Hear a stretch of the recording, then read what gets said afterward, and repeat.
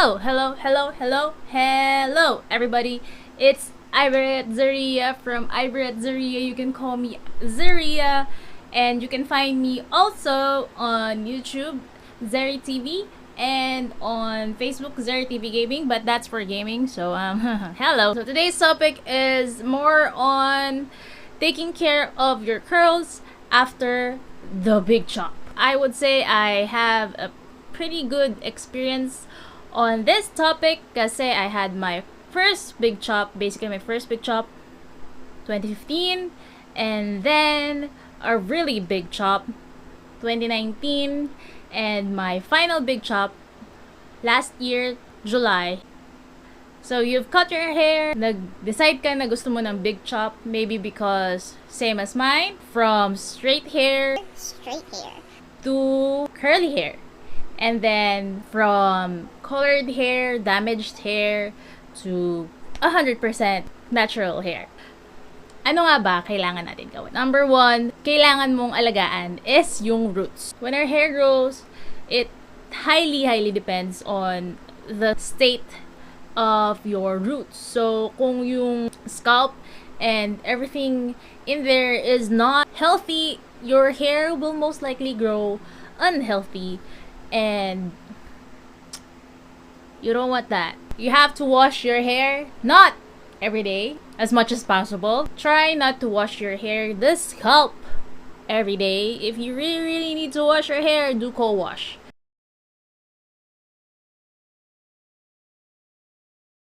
You're stripping the hair oils, the sebum,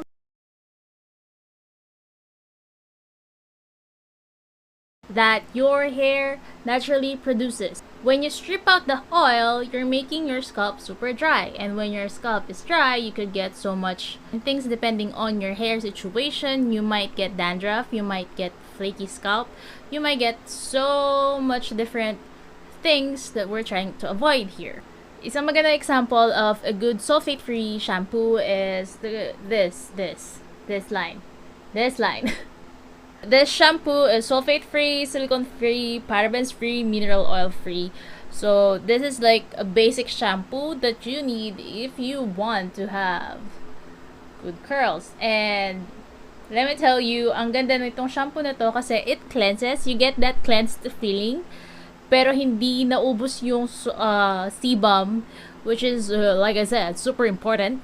This is available sa Zen, sa site nila, which is linked in the bio, kung saan magagamit yung curl code. So, sa conditioner naman tayo, yes, I have a bigger bottle kasi we use a lot of conditioner. Depends on your hair. You can use a lot of this or like sakto lang. I can't tell you gaano kadami ang sakto lang, pero it's not a dime size. I usually use for half and half pag sobrang nagmamadali. Like kanina, 3 pumps, half and 3 pumps sa kabila. Malambot yung hair ko after using this.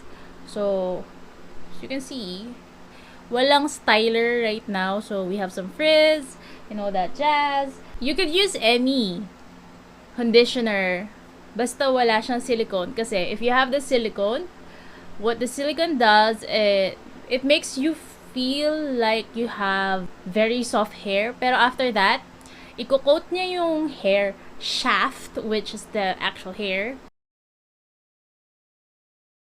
Hindi na makakapasok yung nutrients or anything na ibang like oils and everything kapag nakasara yung shafts. Napalambot mo nga siya for now, but you can't give it like moisture or anything kung kulang sa moisture yung hair. So, it might make your hair brittle. It damages your hair in the long run. Highly recommend to use this. Actually, we could stop there, pero if you want to level up your hair care, meron din silang deep conditioner, and right now they are teasing na volume up, so you could get this in a bigger size soon. Hi, so while editing the video, I just got the news about the big jar. It's not just double the size, but it's way more. So if you want to save a little bit more money, you could opt to get this big jar over here, and to know more details about it, you can check the page, Instagram page, and or the website. This is a weekly thing, by the way. You don't use this every day. What I notice is kapag nag-dip con ako, yung curl pattern ko is so much better. You can use this before or after your wash. For my friends, when using this, you keep it sa hair about 30 minutes to 1 hour. I try to make sure na from roots to end, meron deep conditioner.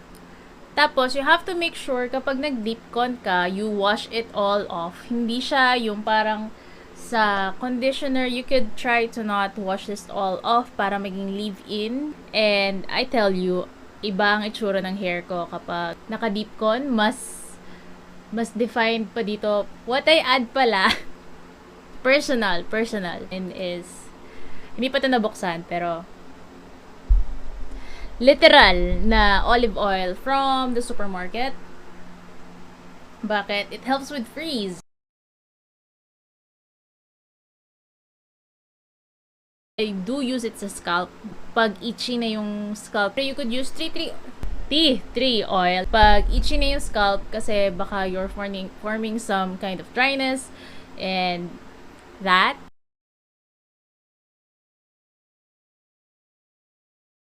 And speaking of oils, most hair oils na recommended is, na madali hanapin, is coconut oil.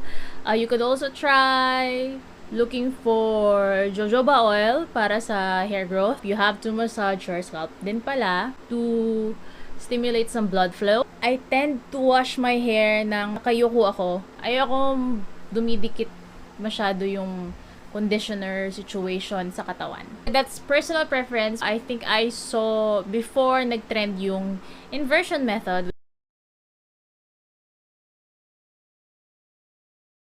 I never really tried, pero kasi once a week when I wash my hair before, talagang naka-invert yung head ko. So that might have helped. Nakaganito kasi ako pag nag-ganyan. Nakaganyan ako, literal. Pag nag-wash ng hair. So, pangit. Hi.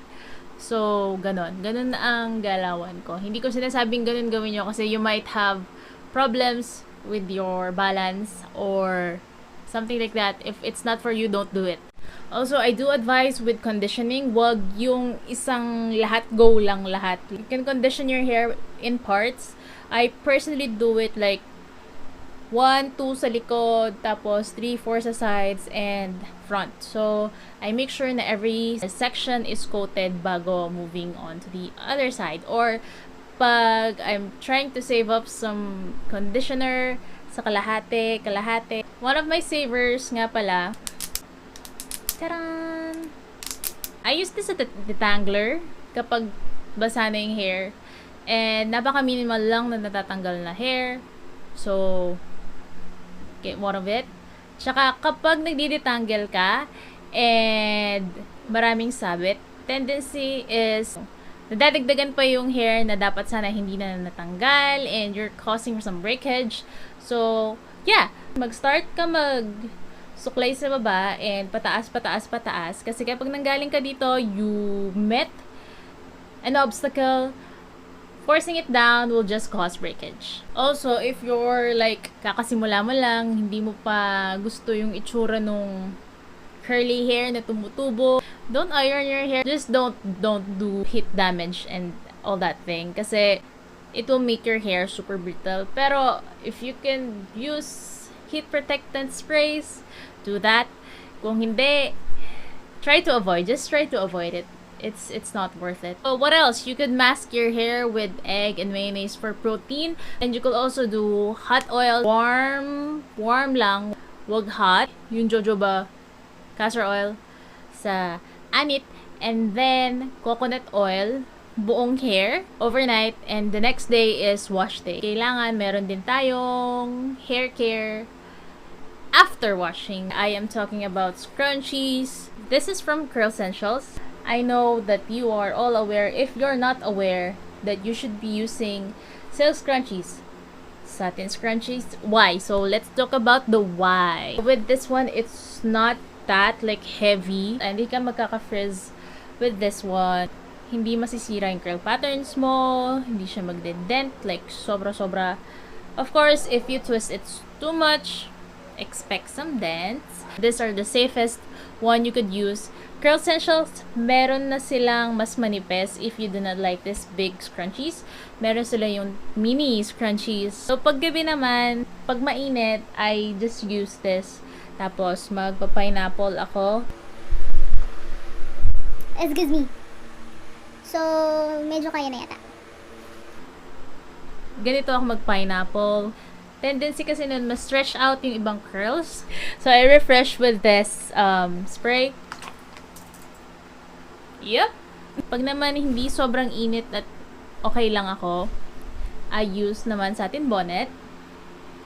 This is reversible. If you feel like using the other side, you can. This helps a lot kasi pag matutulog, wala akong pillowcase na silk or satin. Hindi nagagasgas, hindi nagkakos ng friction yung hair ko doon sa pillow ko na cotton. Nagsislide lang siya basically. Friction gives your hair some breakage.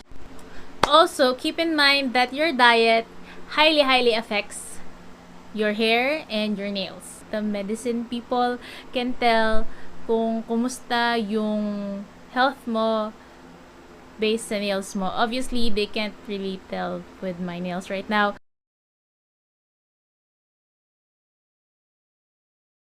Eat healthy. Kahit anong ilagay mo sa buhok mo, if from the inside it's not really good, you're not gonna get good results. Like, I'm not saying na pag hindi mo sobrang inayos yung pagkain mo, you're not gonna get like pretty hair. But I'm saying is it's gonna be so much better kung yung diet mo is good. If possible pala, kapag you're under the sun, there's so much UVs, there's so much heat, try to wear a cap. Mahirap yata yun.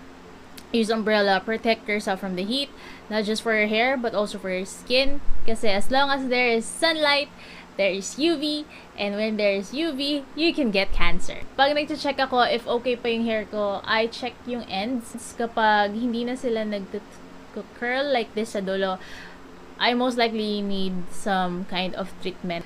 So yeah, do your research pa din what helps for your curl type. Try not to pull your hair too much. Try not to heat damage it. And pag nagdidetanggal, if you don't have my brush, you can use your fingers. So, or wide tooth comb. And I hope that helped. Kung kulang pa din, just comment down below and I will help you guys as much as I can. Thank you for tuning in today and I hope you learned something. So I hope my personal journey encouraged you, or at least you learned something from me, something new, or you learned na what you're doing pala is tama pala, and so you strive to keep it up. So, and yeah, be very patient with your hair kasi us curlies, medyo matagal ang tubo kasi iikot muna. Kung nung straight yung hair, dire-diretso lang. Ours, we have a little bit of a travel time. Enjoy your journey. Enjoy the experience. I know it's a little bit frustrating kapag sobrang iksi ng hair and galing ka sa mahabang hair. I've been there, done. Yeah, I do have a curl code, CG Zaria 10, if I may. And you can find me on YouTube, Zeri TV, Instagram, Zaria, and Facebook on Zeri TV Gaming. I shall answer your questions if there are questions in a bit.